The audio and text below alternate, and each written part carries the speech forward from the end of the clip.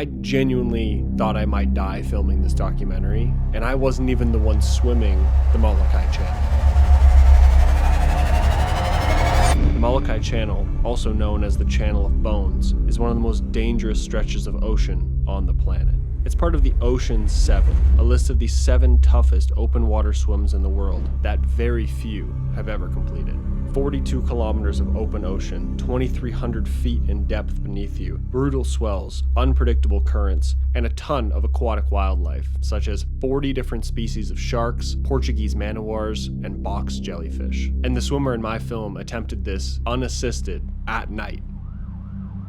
I'm Nick Pelletier. I'm an ultra-endurance athlete and adventurer based out of Canada. I like to challenge Mother Nature and take on its rawness and try and conquer it in its most pure and dangerous forms. Take me all around the world, and I've taken on challenge here in Hawaii. Now, landing in Oahu was the first time I had actually met Nick, the swimmer. I had talked to him on the phone briefly, and we had messaged on Instagram, but besides that, we had never actually met in person. So me landing in Oahu, taking an Uber to where we were staying, and going up and meeting him was the first time I had actually met him and the crew. To be honest, all was well. It was a pretty chill interaction. Everything was super smooth. Him and all of his friends and his parents, very nice, and it was a really smooth transaction in that way. Upon my arrival, I actually found out that we could be doing the swim that night. And after meeting with the captain, he said, you know what, maybe tonight's not the best night, but there's really only one other day that we can do this, and it's not maybe the best night. It's about 18 knots of wind, which is about the maximum we can do this swim. It is what it is. We get what we get.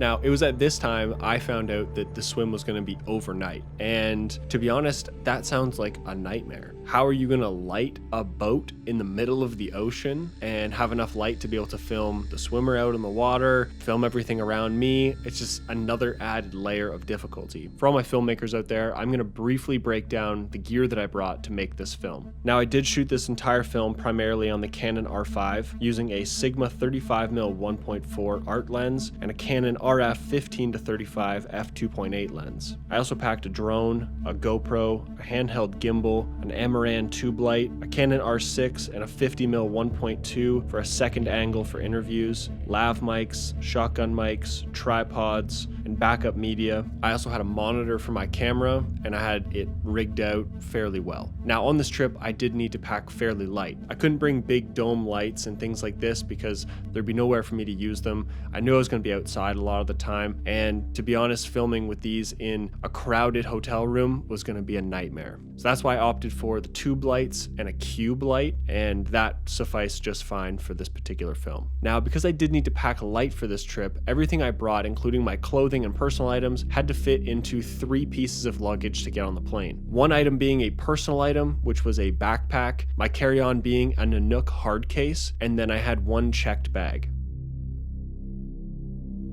Now, after hanging out for a few days, we had a date set for when the swim was going to be, and we made our way to the airport to fly to the island of Molokai. Now, we were on Oahu, the swim starts on Molokai, and we're swimming back to Oahu. We take this really cool 10-seater plane across from Oahu to Molokai and land at this airport that doesn't seem like it has anyone even working at it. There's no people around anywhere. You just get off the plane and there's no checkpoint, there's no anything, there's no bathrooms. There was a vending machine, that was about it. When I say there was nothing at this airport, there was nothing there. We just landed and we're supposed to go to town, but I think this might be, Coke machine might be the only restaurant they got here. Now we're going to the point, but Mike isn't coming for 4 hours, 5 hours, so got a few hours to kill. And then we start 6 p.m. There was a website that I had found on the one bar of service that I had, and it was just a guy with a van, and he just came and picked us up, and he took us to our starting point, which was at a resort kind of across the water from Oahu. Now on this drive, we're talking to the driver, who's a local of Molokai, and we're basically asking him about the swim and what he knows about the water and just things like that. And he's like, oh man, the weather's not real friendly for a swim right now. And we're kind of like, yeah, we know, it's kind of the maximum that the captain would even want to be out on the water. And he's like, yeah, it's pretty bad. And that particular stretch is like really known for shark attacks, and especially where you're starting from. Like your starting point is like a cove where a lot of shark attacks really happen, and it's pretty dangerous. We all gotta swim out through these huge surf waves, get to the boat. I don't care about the waves, I care about the sharks. You'll be the one to get bit on the 100-meter swim out. No way. It's like, I feel like there's sharks out there. Oh, brother, there's sharks. You're right there. You nip at your toes. As soon as we got to that beach, we were told by Captain Mike that the crew was going to have to swim out to the boat because it couldn't get all the way into shore. So that was our first time actually seeing the shore break that me, the swimmer, will have to go through, but also the crew. Mike gave me kind of like a half-an-hour warning, so I could see him in the distance starting to come across the channel. It was actually pretty cool seeing him because right in front of him I saw some whales breaching and stuff, so I knew right where I'd be going through we'd be seeing whales and wildlife. But as Mike got closer, then I started to do my warm-up and things and kind of try to start to dial it in then. I kind of separated myself from everybody and just trying to get into that mindset that you have to be in to enter the water. It was my understanding the boat would come to the shore, pick us up, and then we would make our way out into the ocean, and then Nick would start the swim from the shore. Because the weather was so bad and the swells were so bad, first of all, there's people surfing around us. It's that insane of waves. And the captain calls us and says like, yeah, we can't come into the cove, so you're gonna have to swim out to the boat. The plan was that we'd swim out onto the boat. The kayak would come out and take our belongings, and it all seemed well and dandy. When we got there was too much wind and too high a surf, so we had to make alternate plans to go to an alternate departure site, which was about 3 kilometers up the island. There was no trail really. We're getting thorns, I got a huge thorn in my foot. We're just getting kind of like cut up, honestly, on the walk over, which we weren't really expecting. And then we make it out onto this nice sandy beach, but again, the shore break is really not something that you'd expect to have to swim through. So the kayak couldn't get all the way into shore to take our bags and things. So we're garbage bagging up the camera gear, my crew's clothes and gear and everything, and then we had to make the trek out to the boat. Like looking out to where the boat is, we're like, this isn't like a close swim. This is like about 1 kilometer or more that we have to swim out into the ocean, where this driver just warned us of all these things that are lurking out in the ocean in this particular spot, and where all these people have been attacked by sharks and things right here. We have to make that swim, and on top of that, I have to carry a garbage bag with my equipment in it because I didn't bring anything that I could bring into the ocean. I had the understanding a boat was going to come pick me up at the shore. It took 4 or 5 attempts. Even if you held the bag over your head, the surf was higher than you and the bag over your head, so it'd just blow you back on shore. It was just a tremendous force, like Mother Nature is. Now, what's going through my mind, and I can only speak for myself, is, well, if I don't swim to the boat, we don't make this documentary, we don't make this film. That I just came all the way from Canada down to Hawaii to shoot this documentary. I've taken another plane from Oahu to Molokai. I'm here.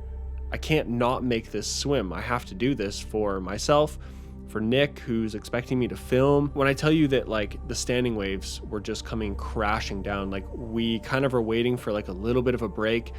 We immediately go out. It's kind of in twos, so it's kind of Spencer and I in the front, and then Nick and his dad kind of following up behind. Cal and I have the bags kind of behind our heads, and all of a sudden the first wave comes in, dive under it, like you have a surfboard, and all of a sudden the bag just catches and flies all the way back. I'm barely holding on to the bag. It's kind of caught on like one finger.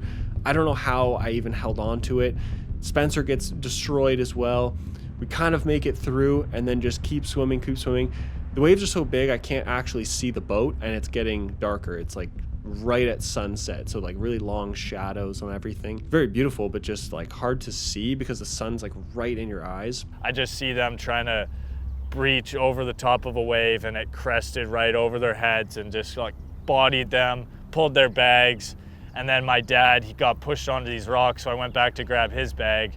In the process, I got slammed onto these rocks, cut my side, cut my leg, and then it's literally like blood in the water. I get to a point where I'm just so exhausted from swimming that I feel like I'm just kind of floating and my body just starts to give up in a way, and I just need a break, but I can't because I'm just like swallowing water, and I don't have a life jacket. I'm just wearing a bathing suit. At this point, I can't see the boat. I really have no idea how far I am away, and I'm like, there's no way I make it to this boat. Like, I'm so physically exhausted. I've swallowed so much water. This is it. Like, if anything, I'm just a sitting duck for a shark to come up underneath me and eat me. I felt so helpless, and just that, you know, if I make it to the boat, it'll be a miracle in and of itself. There was kind of a sense of calm, but there was also like a realistic sense of fear that this could be it. Like, I don't know if I'll actually make it. I know that sounds very serious, but it's a very weird feeling to have, and I've put myself in a lot of very dangerous situations. At that moment, I just felt like I don't really know what else I can do. Like, I'm gonna keep trying and keep going, but I don't know if I'll make it.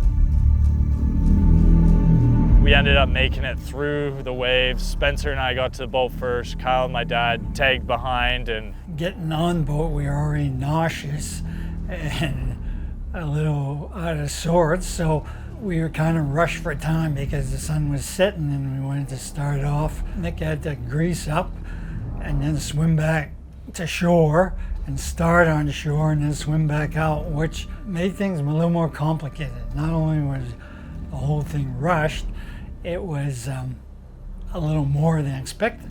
Each kilometer out in the water, in the ocean, and the elements is a danger. I was nervous, man, getting in there with sharks and jellyfish, and especially hearing about people who had been bitten on this exact same channel by cookie cutter sharks and it's taken huge chunks out of them, or people that had been stung by jellyfish, and things like drowning is always a possibility when you're battling huge swells at nighttime in one of the most dangerous channels on earth. So it's definitely nerve-wracking, but I feel like faking bravery is also a form of bravery, and as David Goggins would say, you kind of have to create a motherfucker who can. Let's go, Mom. Kyle. Boys. Hey, for those who can't, buddy. Clocking in, baby.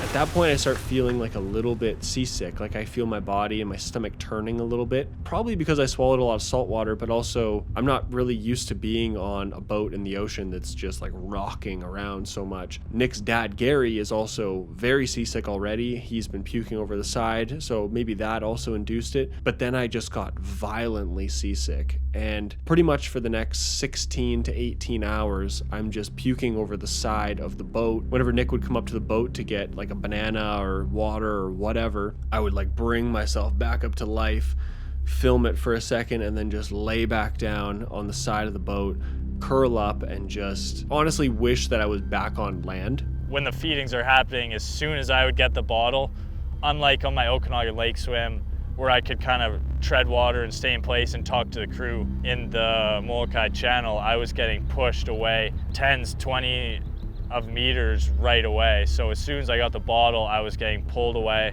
My crew and I are trying to yell to each other, but I have earplugs in and it's windy, so we can't really hear each other. And it's actually more work to rest and eat than it is to do the swimming, because you have to tread water with just your feet, keep your head up, try and take your nutrition in while the waves are coming over you, you're getting pushed away. I'd be working for these 45 minutes to get to a point where I can talk to my crew, and within 10 seconds I'm pushed away. If you're on the boat and you're looking out, you'll see a little red light on top of the swimmer's hat, and then you lose the light and it's completely dark. And you'll see the kayak with a few glow lights on it. You lose the kayak. Thank God I did bring the tube light, and I did bring my cube light to provide some type of light, but then I found out that you can't use white light because of the danger of sharks and jellyfish. They're attracted to that light, so you have to use red light, which obviously, if you've ever seen red light in the darkness, doesn't carry very well. Are we moving? Yeah, we're moving. We're moving. How you feeling? Nick, how you feeling? What's that? How you feeling? All right. Yeah? It's hard to see. Looks like the damn island's the same distance. Oh, we're traveling fast.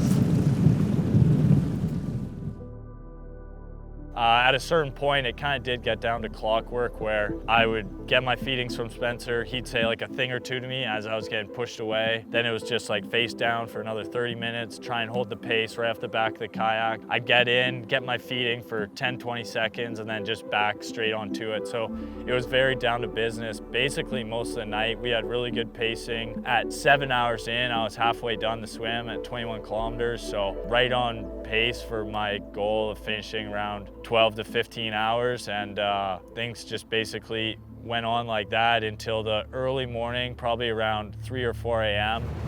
I mean, from a passenger point of view, it's very, very scary. Being on the boat, couldn't even imagine being in the water. I don't know how he did it, just with all the potential animals or creatures in the water.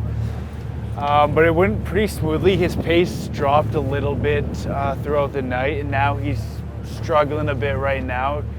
Has a bit of a lower back pain that's preventing him from really pushing it right now. But we can see Oahu, ends in sight. It's getting closer. Conditions are favorable. Waves are a bit high right now, but it's nothing that he won't be able to push through. So it's not about if he's gonna make it, it's just about when. So we'll see how the next couple hours play out, and hopefully in the next couple hours we'll be on shore.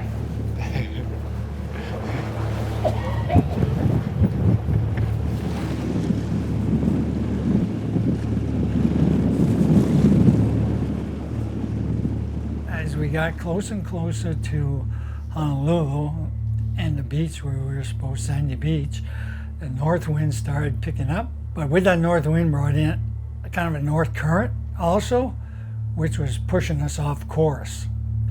And just kept intensifying. It had gone from like 15 to 17 knots. And then when the change of wind and current started happening, we were up around 19 knots, 20 knots, which was creating a chop. A chop is when you're going nowhere, just up and down, rather making headway in one direction with a favorable wind. So we had an easterly wind, which we had, and now a northerly northeast wind coming in with its current. So when they both collided around 14 kilometers offshore, we were into a chop. My stroke went from having this nice catch stroke to kind of getting pushed over the center line. So my shoulders were kind of getting really beat up at that point in time. So my pace and everything slowed down quite a bit. It just started pushing us too far off the island and kind of circling back towards Molokai, where we came from. Around probably 7:30, 8 in the morning, I started to feel in my fingers almost like angel hair noodles. And what I found out was they're tentacles of a jellyfish, either a box or a Portuguese man-o-war. Everybody who I've talked to have thought it was Portuguese man-o-war jellyfish. So they're these little sac-filled jellyfish that have these long tentacles, anywhere from a few feet long up to 100 feet in length. So they're floating on the surface, and I had gotten one of those in my hand that hit me in the face and then started stinging me, and then it went down to my arms, into my shoulders, and as I was pulling it off, went across my whole chest. And that felt like there was a coat hanger being heated up in a fire, and I was just getting branded by this stinging, shooting pain. And once they touch you, they start inflicting venom. A few times, if you're stung and everything else, it'll itch and it'll be sore. But if you're stung 100 times, this venom starts to paralyze your neurological system. It's like got hit with that jelly and it's like my fuck. What? My like lower back's seized up. I can barely fucking hit. No, his back's not doing too well right now. It's seizing up. That's the thing though, he's just gonna have to battle through it. He's made it this far. I got this feeling where my legs, it was one of the strangest feelings I've ever felt in my life. My legs felt like they almost had paralysis. So I went from having a nice streamlined position in the water to having my legs kind of trail in behind me. So I was using just my arms to swim at this point. And he was starting to lose his capacity to pull with an arm or kick with his feet. And then when we ran into the choppy weather, it just debilitated him. Up until this point as well, we had been getting just battered in my feedings. I'd be drinking my fresh water and my nutrition, and a wave would come over my head. So I'd swallow half salt water, half of my nutrition, and then that would sit in my stomach, rocking with the waves, and I'd start to puke. So I was running on basically empty, besides a stomach full of salt water. I started taking on water in my lungs. I was coughing up quite a bit. And with the jellyfish stings, I was in quite a bad way. He had been stung enough times where I think the connection to his legs neurologically just wasn't there, and his legs were just dragging behind. And at that point, with the negative current, the negative conditions, all the physical impairments he was having, it was just time for it to be called. We're getting pushed toward the north here. What? We're getting pushed toward the north, the current. You're battling the current. Come in.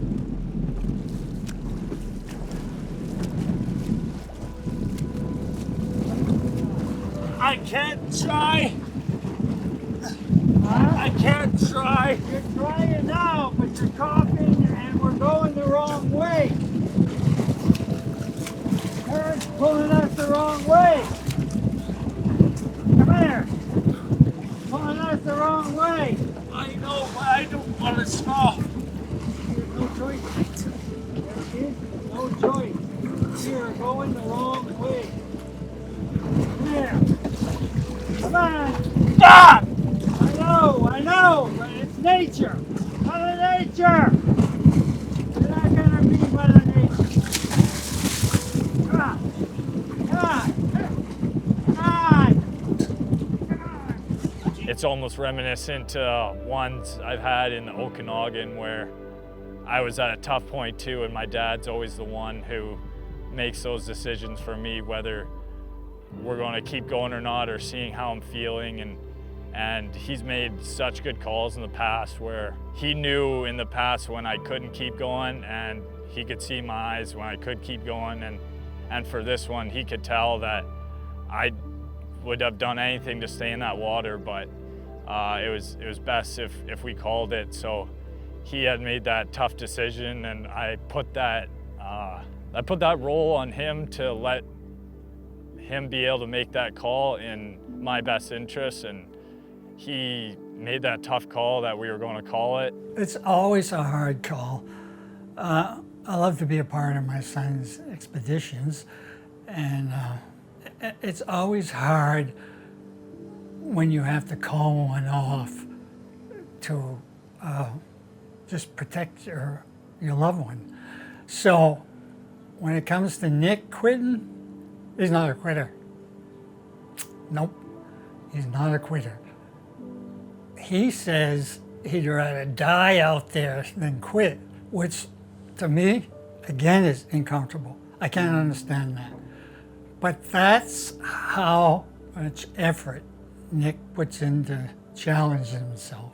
Gary made the right call, pulling him out of the water, saying, listen, Nick, it's been a ride, but it's time to call it. He knew it was over, but it took him so long to just give up, just because he has that gritty mindset.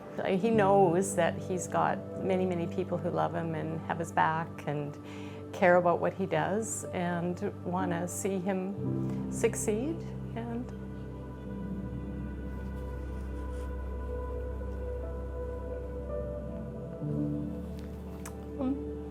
just sometimes as a parent, you just want them to be have peace and to have, determination that leads them to a life that brings them some joy and some peace.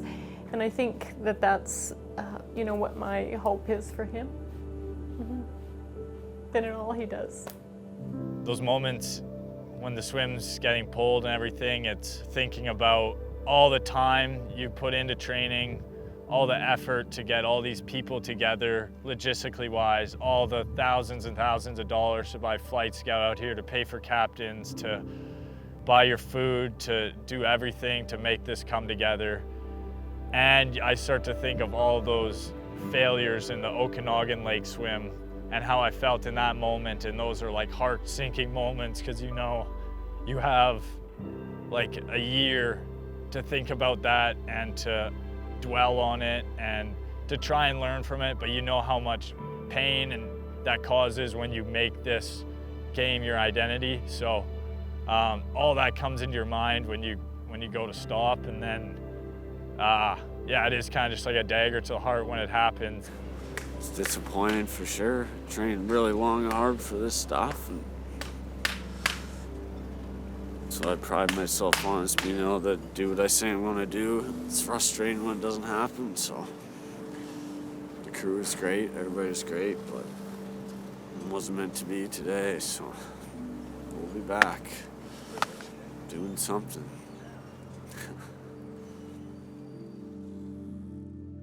Just because the outcome wasn't what you planned doesn't mean that you don't make the film that you were going to make. You can still make something incredible, and that's something that I learned on a trip like this. You know, I had this outcome in my mind where it was going to be this grand finale. He was going to end up on shore, and it was going to be this beautiful shot of him coming out of the water. And when that doesn't happen as the filmmaker, you know, Nick, the swimmer, feels defeated because he wasn't able to complete the swim. But as the filmmaker, you also feel defeated that, you know, that wasn't what you had in mind for your film. And I know that sounds selfish, but it's a bit of a challenge as the filmmaker to, you know, wrap your head around, how do I spin this? How do I make this into something great? And I hope I've done that with this film. But to be honest, there was a lot of just like miscues that happened, logistical things that were outside of Nick's control, outside of my control, that just kind of happened. And you have to be able to adapt to those things and, you know, move forward and keep grinding and make a great product still. So I still had a film to make, and, you know, even after being finished, I needed to interview everybody that was involved and get their take on things and, you know, ask different interview questions for different people. I interviewed his mom, and obviously that interview was very different than when I interviewed Nick and from when I interviewed some of the crew members and his dad. And there's different emotions that different characters play in this particular film, and each person had their role, and each person brought different things and elements to the film that I think is really important. If you asked everybody the same question, you'd get a lot of the same answers, and I don't know that it would be as captivating. But when I talked to his mom, I talked to her about, like, how does it feel seeing your son in such a dangerous situation, and really like that mom aspect of, like, you're seeing your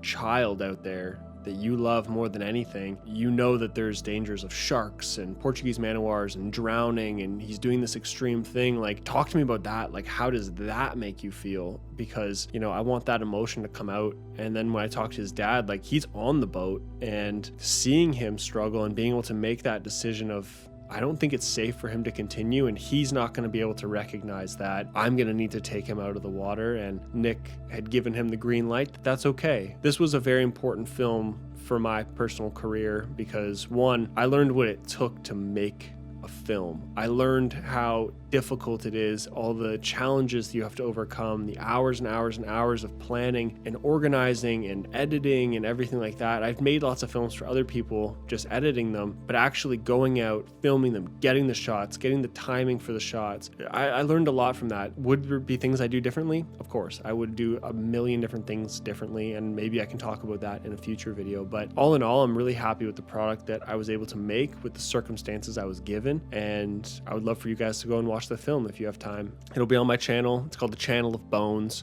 and I think it's a pretty incredible story, and, you know, a pretty incredible human that was able to overcome as much as he did in that swim and continue on and not give up and just keep pushing through. And I know that he'll come back and he'll do that swim again someday. And for me as a filmmaker, this was one of the most dangerous, challenging, and rewarding shoots of my entire career.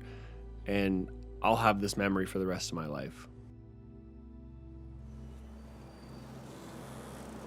Oh, you don't want to give up, but you know it's just inevitable, and you're like, fuck! And then you're just reaching for the hand, just pulling it back. Yeah, well, I went to grab it, and then I was like, oh, fuck, if I touch him, it's over. And Gary's like, get on the boat. Yeah. The current's pushing us that way. It's time to go home. That's a piss off, man, right there. I definitely think having people who are willing to put themselves at risk to help you achieve your goal is like special people. I've learned in this stuff you do, you may have people who support you one way or the other, or people who pretend to support, but there's very few who will actually put themselves in a situation that could be detrimental for your success. And all those people are just like, I'm beyond thankful for. Everybody on my crew, like my dad, who's been there through, quite honestly, basically most of my endeavors in one way or another. Same with my mom on the shore, and most of them are at the finish line. And Spencer, my brother, who stepped up and did the jobs he had to, and my boys Ken and Con from the shoreline, and Kyle who came out and was expected to do a filming job, but had to put himself at risk at times, which is not usually expected of a videographer, but didn't even blink about it, just bagged up his stuff and got right out there. So definitely like to thank all of them and all the supporters that follow me online or at home, and it's definitely motivation and fuel to keep going, seeing all the kind words of encouragement. Through all these things I do, I feel like I want to be a modern day conqueror of the modern world, to take on Mother Nature in its most raw and dangerous form, I think, to me, and come out successful with scars and battle wounds, but stories of triumph is something that I want to strive for. And coming out of this with nothing but lessons is only going to motivate me for what's to come in the future and make me that much better. So I think a hungry and a wiser Nick is a pretty dangerous Nick, and I'm looking forward to using all I've learned on this to win the next battle.